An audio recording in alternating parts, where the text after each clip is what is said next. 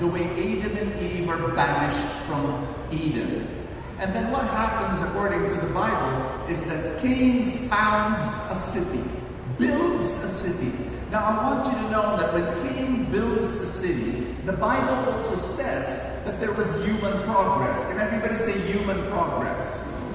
For example, for the first time, they were able to raise livestock, no longer as hunters and gatherers. They were able to play musical instruments. They were able to live in tents.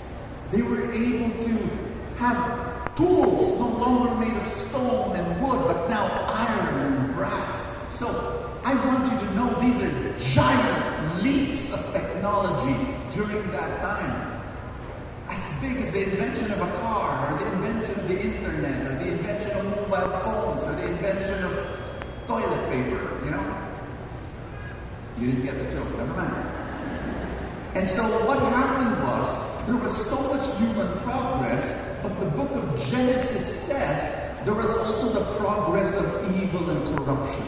So much evil, so much corruption, to the point that, you know, there was this guy, a descendant of Cain. His name was Lamech, and he was someone who would sing songs about murder, celebrating murder, saying that he would kill without remorse.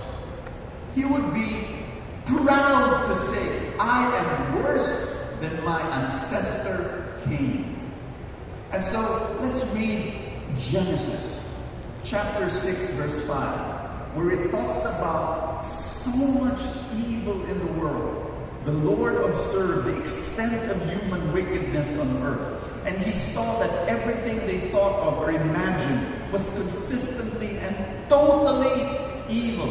Meaning to say, before there was a flood of water, there was a flood of evil in the world. Are you getting it? Now,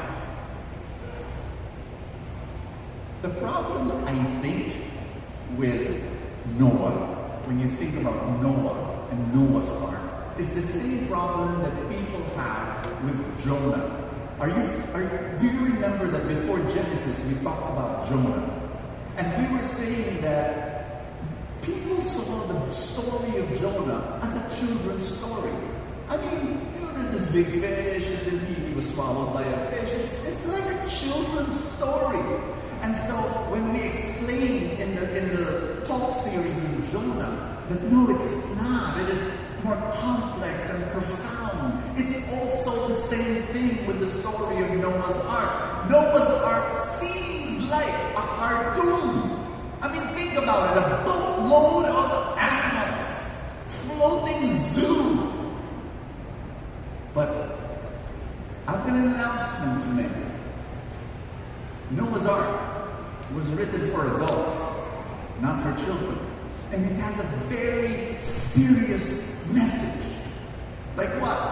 One of the major messages of Noah's Ark is that sin is not a private affair. Can everybody say that? Sin is not a private affair. Because sin affects everyone. Everybody say sin affects everyone. Sin affects everyone. Through consequence and influence. What do I mean by consequence? Let me make it graphic.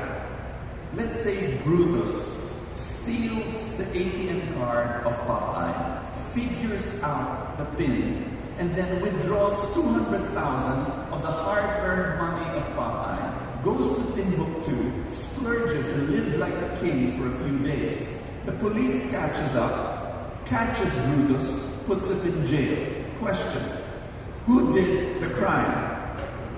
Brutus.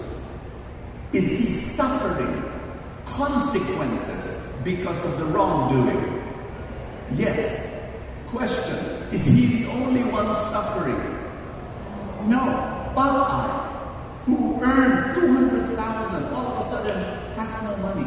Is he the only one suffering? Popeye. No. Wimpy also, because Popeye cannot treat him with hamburgers.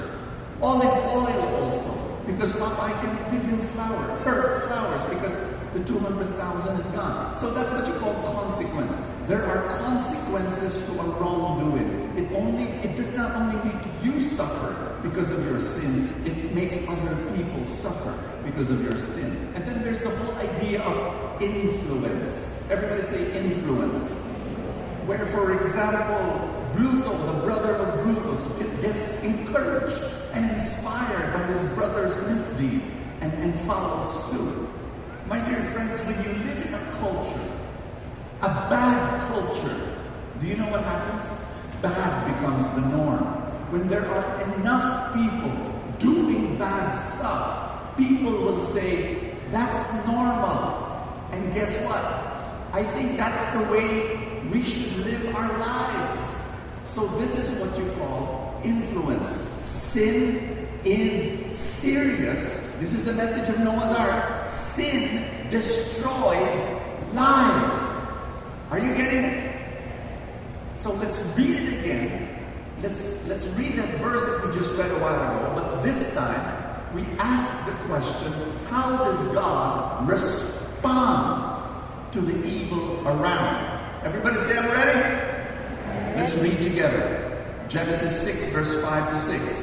Together. 1, 2, 3, go. The Lord observed the extent of human wickedness on the earth, and he saw that everything they thought or imagined was consistently and totally evil. So the Lord was sorry he had ever made them and put them on the earth. It broke his heart. Everybody say that. It broke his heart. Why did it break his heart? Because the people who were supposed to be carriers of blessing have become carriers of curse.